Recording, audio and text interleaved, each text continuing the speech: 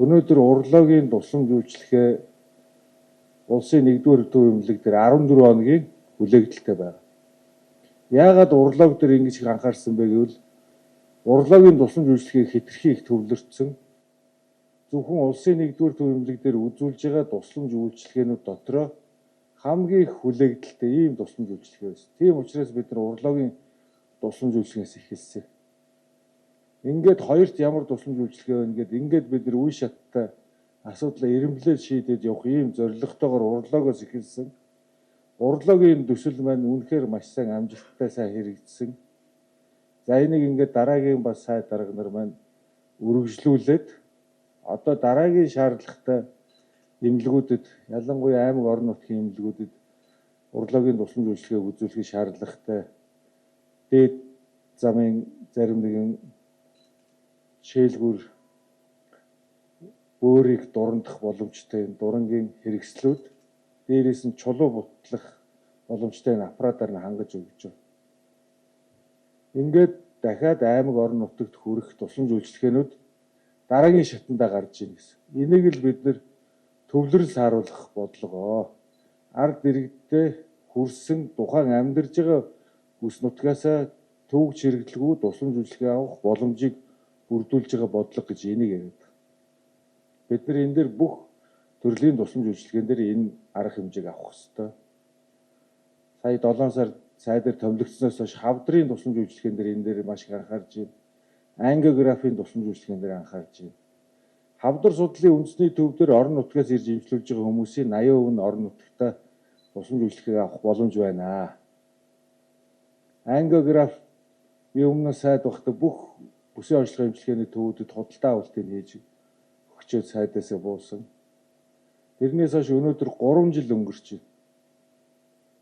Ингээд Улаанбаатар гэхээс орон нутагт илүү ангиографийн аппаратууд уулна суйрлагдсан.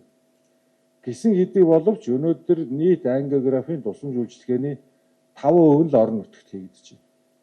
95% нь Улаанбаатарт хэвээрээ байна. Тэгэхээр энэ дээр бид нэр үнэтэй тоног төхөөрөмжөд худалдаа авалт хийсэн боловч энэний үргэлжлэл болсон хүний нөөцийг бодлого цаашаа чадахжуулах, орон нутгуудаа чадахжуулах энэ бодлого нь алдагдсан учраас энэ маань үр ашиггүй хөрөнгө оруулалт мэт болсон байна.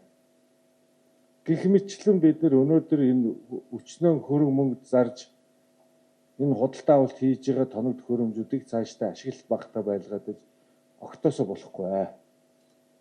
Тийм учраас өнөөдөр та бүхэнд энэ багц хэрэгслүүдийг одоо гардуулж өгч цаашдынх нь ашиглалтын өндөр байлгаарай.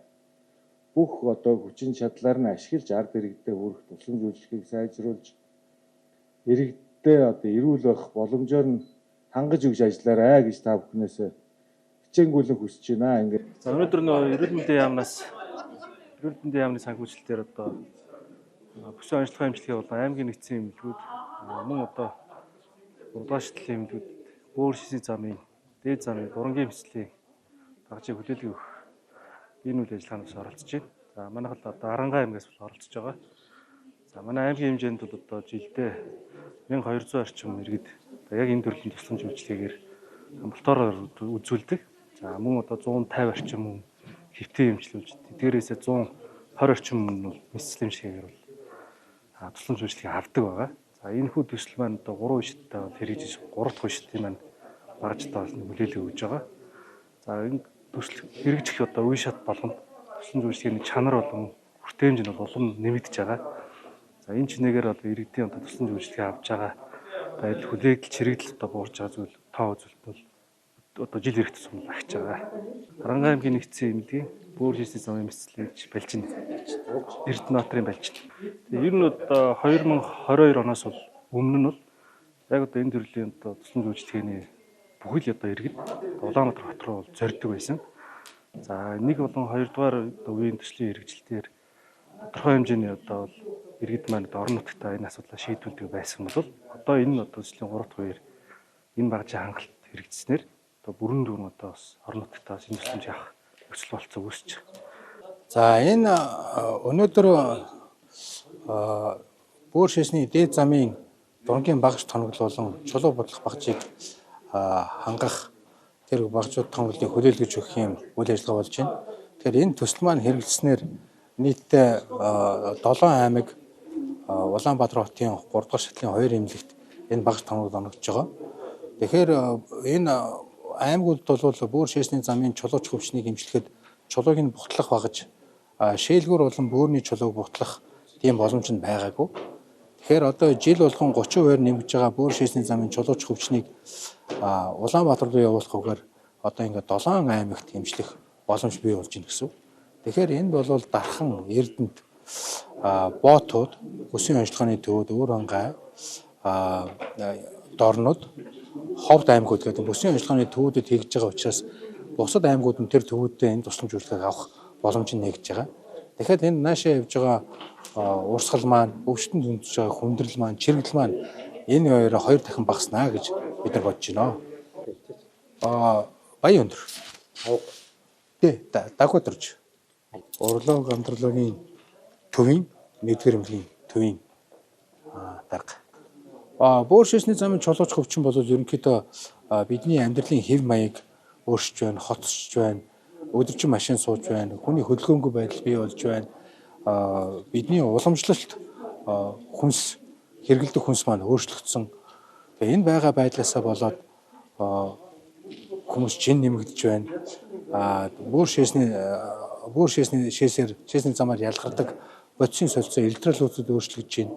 Бөөр шээсний замын өрсөл нэмэгдэж байна. Жихрийн шижин нэмэгдэж байна. Ингээд энэ бүх зохицоороо холбоотойгоор бөөр шээсний замын чулууч хөвчин нэмэгдэх шалтгаан болж байгаа.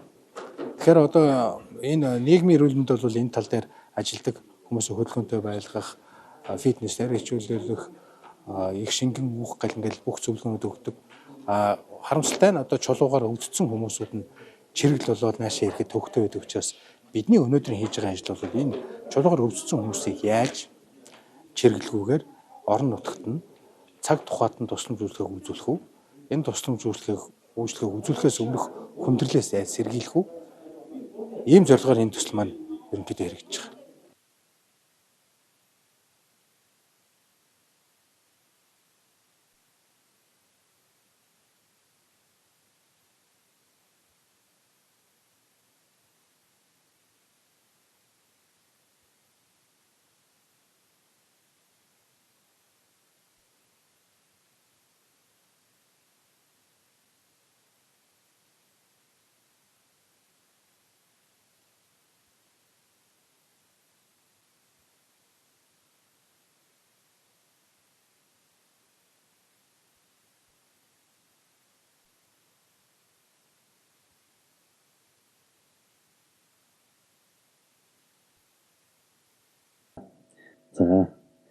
За ингээд энэ төсөл хэрэгжээд энэ 1 жилийн тоон баримтыг одоо цугт ордъё.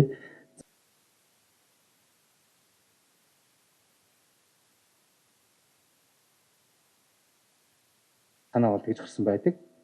Тэгээ энэ төсөл маань эхний 2 төсөл нь амжилттай хэрэгжсэн байгаа. За энэ төслийн талаар тавьж өгнө хэмээн эрүүл мэндийн яамны 1000-аас дээш хүн тусламж үйлчлэгийг амбалт хороор авч байгаа юм байна. За хөдөө орон нутагт бол аймгийн нэгдсэн эмнэлэгт бол боот төр жилдээ 470-аас за улсын 3 дугаар төв эмнэлэг бол одоо нийт байгуулагдсанаас хойш бол багжийн шинжилэл тэр төдийл нь одоо сайн хийгдээгүй байсан.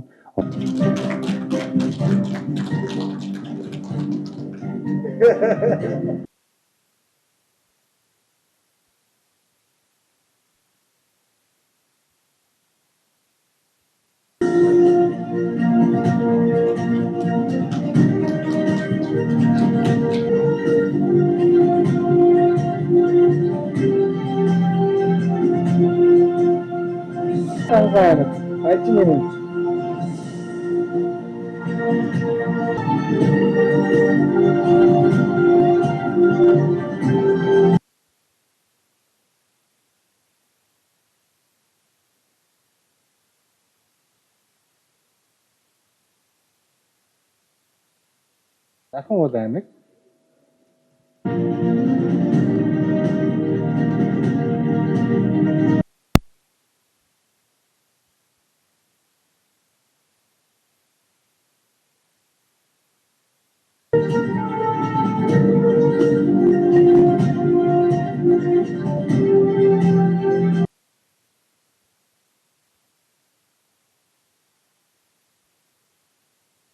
7 хонжийн сургалтын тавагдаад манай эмнэлгийн багш тоног дээр нисаслаа хийгээд тэгээ байж байгаа.